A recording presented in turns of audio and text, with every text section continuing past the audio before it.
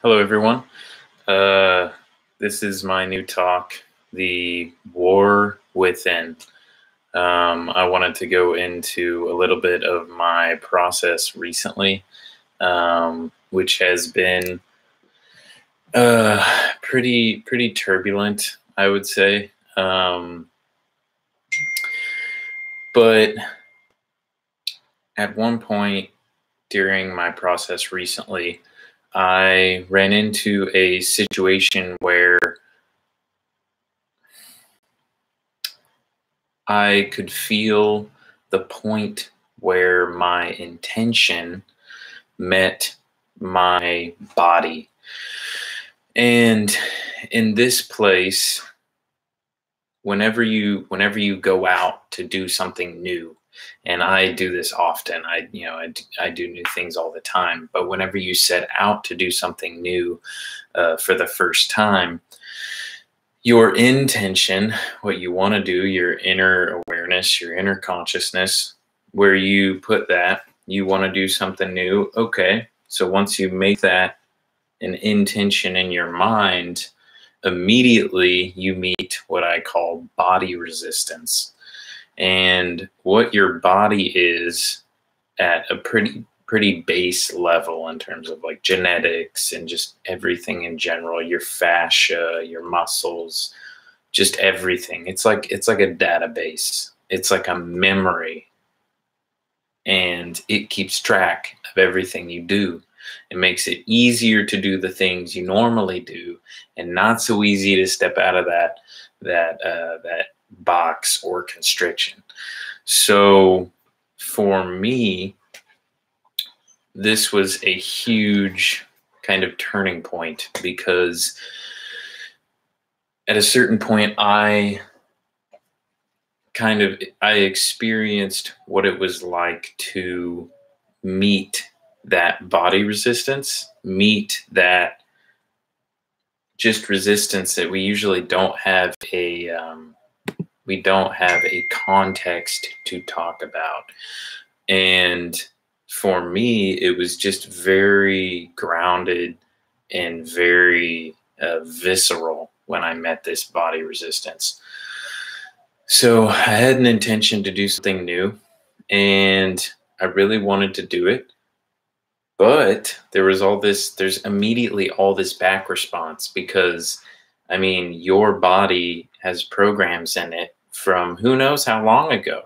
I mean, with genes, with epigenetics, with just all sorts of things. So I call it the mind-body resistance point. And whenever you set a new intention, you're gonna have to confront that body resistance. And most people give up whenever they get to the body resistance. But the real thing that I didn't write down, but I'm coming to now, is your intention has to be strong enough, has to be, I wouldn't say believed enough, but foundational. It has to be durable enough to withstand the body resistance from what you've been doing, what you've been saying, what you've been eating, what you've been wearing, every behavior that you've ever done in opposition of your new thing that you're doing is going to come up, because that's natural, because you're digging into, you're signaling a part of your body, a part of your mind, a part of your psyche, or psycho-spiritual part of you that usually isn't signaled. Your body's like, hey, what are you doing? We usually don't do this. What's happening? And probably the thing that brings it out for me is cold showers. So every morning I take a cold shower immediately. I don't take a warm shower and then a cold shower like a lot of people do. I just go straight to the cold shower, and that is my resistance point. That's in the morning. That's where I meet all of the resistance that I have in my body. And it's not even a new thing. I do it all the time. And that's because it's very uncomfortable. But other things are more subtle, you could say. And whenever you get to the more subtle things, they're not as uncomfortable. Then it becomes more complex, because everything that's uncomfortable brings stuff out of you. But it's the more subtle things, the subtle changes that bring out, that's my little puppy over there, that bring out these, some people call them demons or shadows and things like that. But really they're imprints. They are their memory, their storage of memory in your body. And your body has a memory up here, and it has something called the fascia, which is all over your body. And this is the memory for your movement. And it also is an energetic storage system for emotion and all sorts of different things. They're all interconnected in your body. So the mind-body resistance point is one of the most important things a person can go to, because this is how you create new habits. You create a new human being when you create a strong enough intention to push past the body resistance. So when you can stand up to, however many millions of years of evolutionary biology programming, when you can stand in the face of that, when you can stand in the face of all of your behaviors, all of your movement, all of your eating patterns, all of these different things, if you can build a foundation, a foundational intention that can stand up to that, I mean, you are freaking bulletproof. Like and I haven't been able to do that completely. There are things that I have done in that respect, like cold showers is one of them. That's a big one for me. But if you can stand tall in the face of everything that has come before you that made you, all of that programming and transgenerational stuff, if you can stand up and do one thing new that is monumental, and it's because of this intention versus the body resistance. So the way you build an intention that's strong enough to challenge your body resistance, your body's memory, your body's patterning, is you build a strong enough why. And that happens through trial and error. So you don't just walk up to the plate and set your intention, and everything goes right. That's if you're avoiding things and you're really not pushing yourself that far. That's also if you're just one of those kind of people that can just up and change their whole life and not even think about it. And to me, the people who don't have a problem with that kind of thing make me suspicious, because that's not really how things work. And that's also not necessarily healthy in terms of how your body integrates with everything. I don't think it's healthy to cut cold turkey or do anything along those lines that would just stop a process right there. I think that's pretty dangerous, and I don't think it's healthy that someone can even do that. I mean, all the power to you if you can, but I think it's pretty dumb for anyone to expect that of themselves. There are special people who just put their mind to things and do them, but then how dangerous is that mindset? There's no questioning. There's no failure. There's no giving into or surrendering to weakness or any of these things. You learn a lot of things through trial and error. Failure, essentially. Failure is a necessary component of life. And people who think they can get past it, I think, are delusional. So what this goes into is intention, attention, and then manifestation. So when you get to intention, you go, I want to do this. Okay. You meet the body resistance. When you go and do that thing, See, in your mind, it's all happy and wonderful and like, oh yeah, this sounds so fucking awesome. I love it. Yes, yes, yes, yes.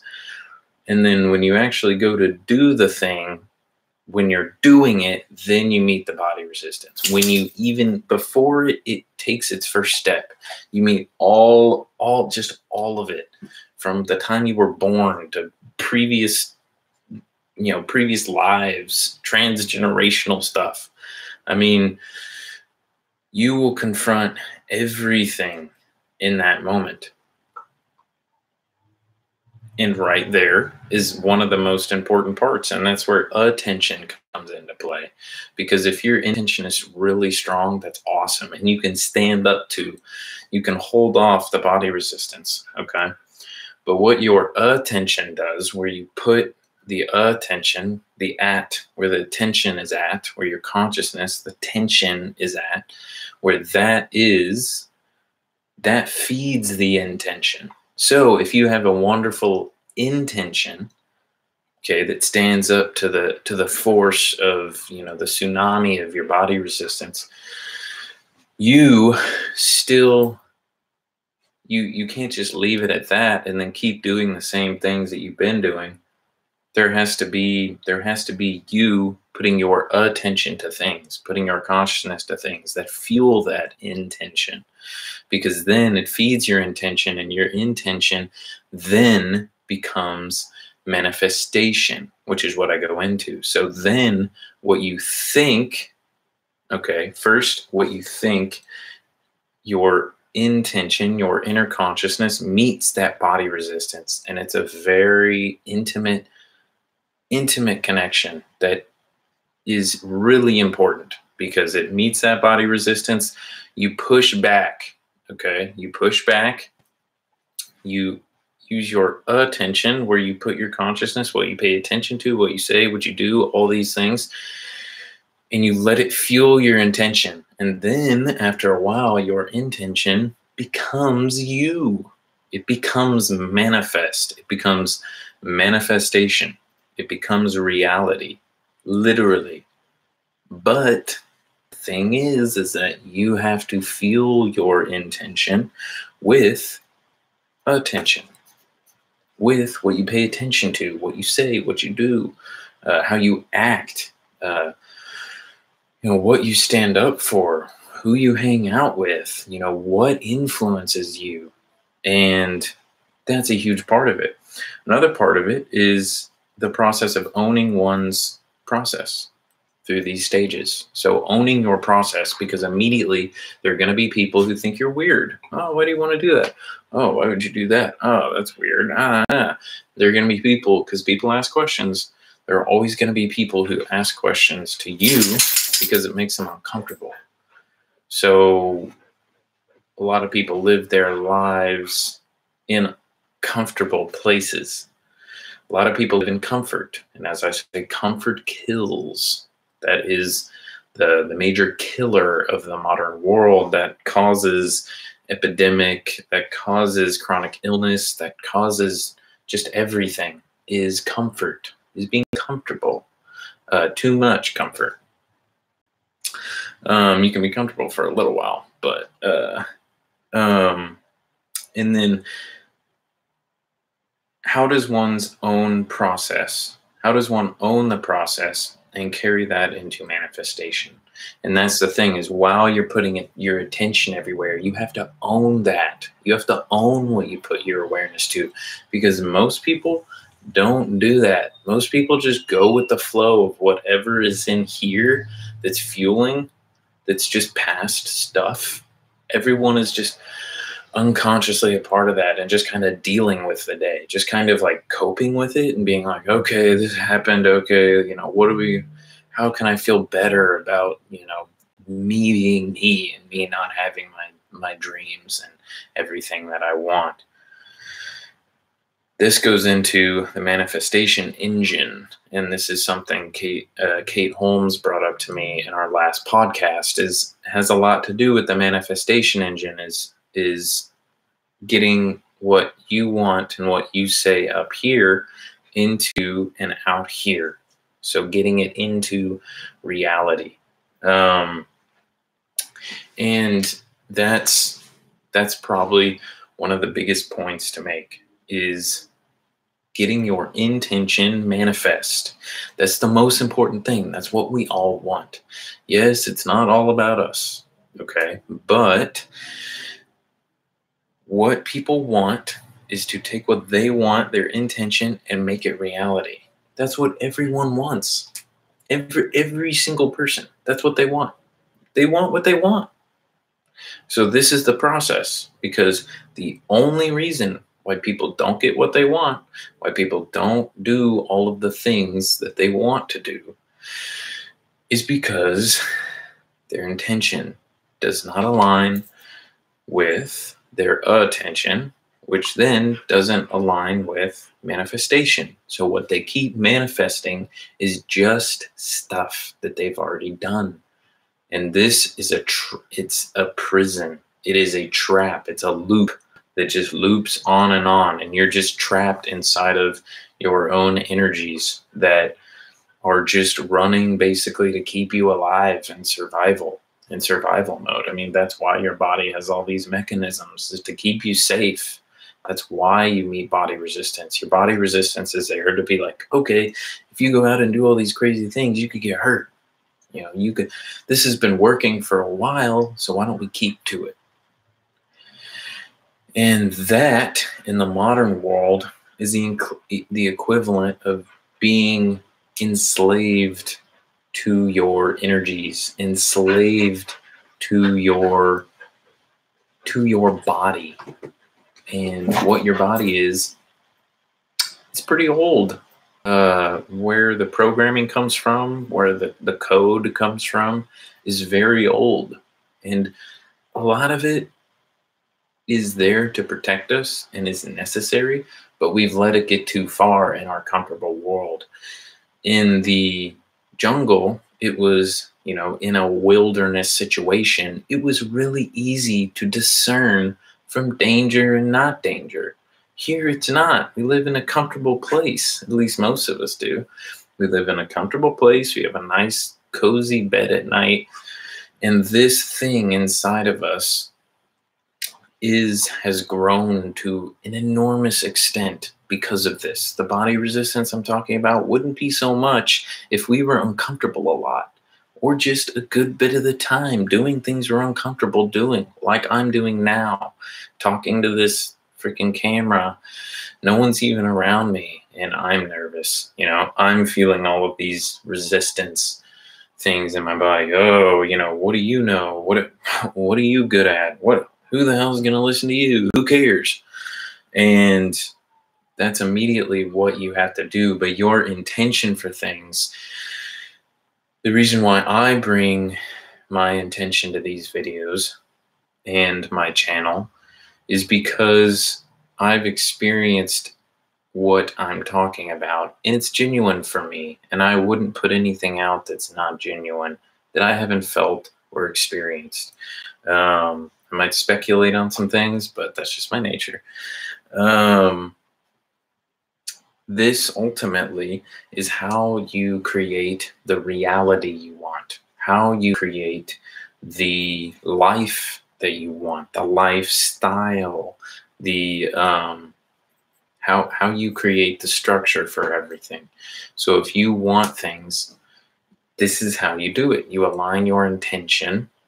You make it strong enough to withstand the body resistance, okay? And then you put your attention on those things that you want and keep them there until it becomes natural, until it becomes a part of the process.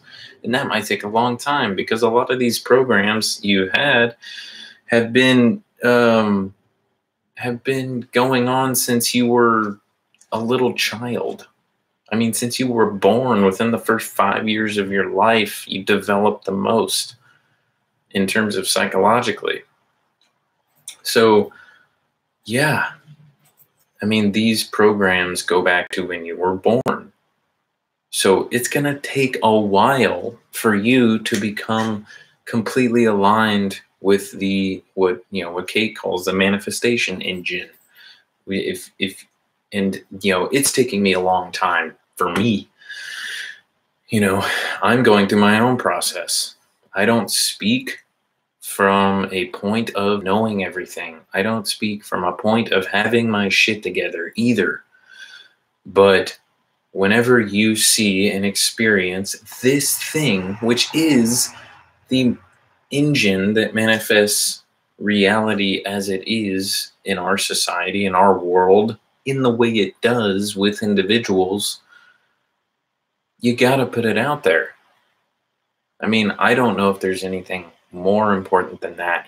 There's so many distractions that are in this world. If people would just focus on the intention, not so much on motivational videos and all sorts of different things, concentrate on what is in here, and then where you put that, where you put your consciousness, where you put that in the world, and how is it, where are you aiming it is probably the better phrasing for it. Where are you aiming your consciousness? Where are you putting it? Because where you put it, it's going to fuel that intention. And then that fuel is going to build it up. It's going to build it up in your body.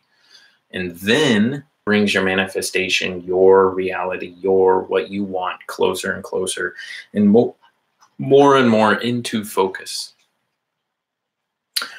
So this is what I call the sacred struggle of creation. So the sacred struggle of creation, which is what human beings have above all other beings, is our ability to create. And that is our thing, our ability to create, and in effect, also the potential to destroy, the potential to unravel. That is the primary point. So we as human beings are the creator beings. Okay, that's why we make all the things that we do. That's why we can. That's our energy, is the creation energy. Yes, there's some other animals that can do pretty amazing things. Build stuff, all sorts of things. But we are the most extensive at building and creating and crafting and doing. We're more than any creature on the planet, for sure. That's because we hold within us the creation energy, and also has to do with our hands. But this is the roadmap. It's the foundation for getting your dreams, getting your goals manifest in reality. It's getting your intention straight and strong, which has to do with going through this process a lot of times. So whenever you go to do something daunting or uncomfortable, whenever you get out of that, okay, don't see it as failure. If you don't get it the first time, you go on a fast and you only make it one day, 24 hours, great. There's still stem cell production and a bunch of other stuff in that one day. Good. So you only make it one day. Okay, and you're shooting for 72 days, some kind of crazy water fast. Or you're shooting to do cold showers every day and you miss one day. It's not the end of the world. Okay, failure is necessary, because in those failures, you learn why you failed, you learn why you were weak, and it's important to pay attention in those moments when you sell out, when you go, not today, I'm not going to do that. I'll just cop out on that one. It is really important to set your intention and then create an awareness. Get that attention really focused on those things. Focused on yourself. Focused on your process. Focused on everything around you. Okay? Stop reading into distractions. Okay? Get down to the real stuff. Get down to what you want. Get down to what's stopping you, which is that body resistance, and then get to attention, where you put your consciousness, where you pay attention to. And then that, be persistent and be consistent. Even if you mess up, who gives a shit? Who's judging you? Fail and fail and fail and fail and fail until it becomes a part of your everyday thing. Like cold showers for me used to not be every day. Some days it'd be like, oh, maybe, I don't know, maybe it would be like, maybe it like might, I don't know, like hurt me, or, you know, it was just a part of my body that was trying to act like it cared about me. It was like, oh, but maybe I don't, and it was just a weak point, and I didn't do it, and that's okay. Now I take them every morning. I feel so much better every day. My response to stress is better. Not completely better because I have some anger issues, but yeah, the thing for me is cold showers every day. That's my uncomfortable point. And also kind of like working on projects with people. I'm just awkward. But yeah, I mean, we all have our stuff. But this is the thing. The sacred struggle of creation is this point. You want to get your intention into manifestation. So let's get to it. First, get your intention down. Remove what's stopping you. Go against what's stopping you. Use your attention to push against that until your attention is more than that body resistance. And then do that over and over again. And then that becomes manifestation. And then your anything, everything you want becomes reality. So I'm going to, I mean, there's a lot more to it, of course. Like with goals, you want to break each of your goals into as many possible goals, micro goals as possible. I remember my girlfriend shared with me an article about micro progress and micro goals, breaking your goals down into like 100 different goals and then doing each one of those things and creating like a reward system for yourself and all that stuff. I can make a whole nother video on that. But first things first, get your intention down. Work on that. Why the hell do you want to do it? Why are you doing anything? Find some good anchor points where you can use as a platform to launch into other things. Because if you launch and you crash and burn, you have your platform to land on. You land right back down. You go, well, shit. You started at square one. Got to go back again. Got to do it all over again. And that's okay. We fail. And people who don't fail are probably cheating. They're probably sellouts and they're probably delusional. Everyone fails. So get used to it. And all right. So that concludes my talk called The War Within. If you want to check out information on the manifestation engine, go to the last podcast I had with Kate Holmes. I believe it's episode 5. That'll be on my channel. Please subscribe. I'll have many more videos to come. But yeah, thank you very much. Hope you have a good one.